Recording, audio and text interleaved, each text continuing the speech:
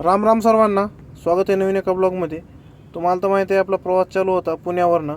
मग काय जेवण वगैरे केलं आणि आपण चालू केला होता प्रवास पुण्यावरनं चेन्नईसाठी. मग काय पुण्यातले ट्रॅफिक वगैरे पार करून आपण लागलो परत मधल्या सिंगल रोडला. आपण जात होतो सासवड मार्ग, सासवड जेजुरी मार्ग. कसं आहे पुण्याचा नजारा, रात्री एक नंबर दिसत होतं. पण घाटात काय आपण वरी घाट वगैरे चढून पुढे आलो. त्यानंतर आपण लागलो 4 लाईन हायवेला.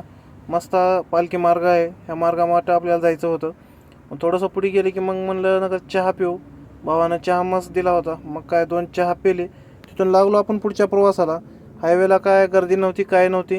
ह्यो पालखी मार्ग आहे, डायरेक्ट पंढरपूरला जातो. फलटण नीरा लोणंद मार्ग.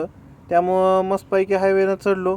थोड्या वेळानं पुढे गेल्यानंतर एक म्हातारे मामा होते, त्यांच्यापाशी एक चहा वगैरे घेतला. मग म्हणलं आता कसं आहे, रात्रभर गाडी चढून आपल्याला पंढरपूरच्या पुढे जायला पाहिजे, कारण आपल्याला कसं आहे लवकरात लवकर गाडी द्यायची होती. मग काय तिथून पुढे आलो पंढरपूरमध्ये. पंढरपूरमधून आपण घेतला इथं पंपावर डिझेल वगैरे टाकलं, कारण रात्री आपण इथं झोपलेलो. तिथून आपल्याला निघालो आपण पुढच्या मार्गानं. आपण आलो मंगळवेढ्यामध्ये. मंगळवेढ्यामधून सरळ पुढे जाऊन आपण लागलो बिजापूर हायवेला. बिजापूर हायवेला म्हणजेच बिजापूरच्या बायपासला. इथून उमदी मार्ग आपल्याला पुढे जायचं होतं. मग काय इथं चहा वगैरे घेतला. चहा वगैरे घेतल्यानंतर हो अण्णाचा झाला होता ॲक्सेलमधूनच टायर निघाला होता बाजूला. अण्णा पलटी होता वाचला.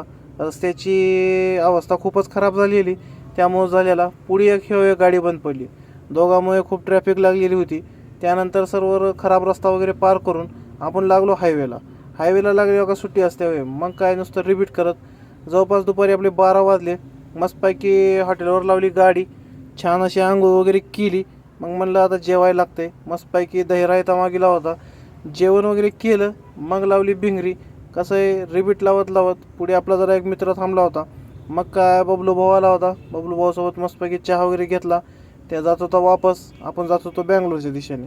मग काय म्हणलं तिथं त्यांच्यासोबत बोलणं वगैरे केलं आणि लागलो पुढच्या प्रवासाला. मग म्हणलं कसं आहे नजारा, साऊथ म्हणलं की काय नाही हो, एक नंबर वातावरण असते. सर्व नजारा वगैरे बघत आपण लागलो पुढे हायवेला लागल्यानंतर काय वाहनाची एवढी काय गर्दी नव्हती. मग सन करत आपण निघालो पुढे. आपण पुढे आल्यानंतर आलो हॉस्पिटलच्या जवळ आल्यावर ह्यो लागतो मोठा टनल आणि ह्या लागतो भला मोठा डोंगर. या डोंगराच्या पलीकडे काय नुसतं पाणीच पाणी आहे. मग म्हणलं एक छानसा एक व्हिडिओ गेला ते, कारण वातावरण तर एकदम भारी झालं होतं. असं वाटत होतं की आपण आपल्या देशात नसून बाहेरच्या देशात आहे. वातावरण तर एक नंबर कडक झालं होतं. मस्तपैकी डॅमचा वगैरे एक छोटासा व्हिडिओ घेतला आणि आपण आलो पुढे. तिथून आपण लागलो चित्रदुर्ग हायवेला लागलो. चित्रदुर्गच्या जवळ मस्तपैकी थंड वगैरे घेतलं. भेटू लवकरच नवीन एका ब्लॉगमध्ये. धन्यवाद.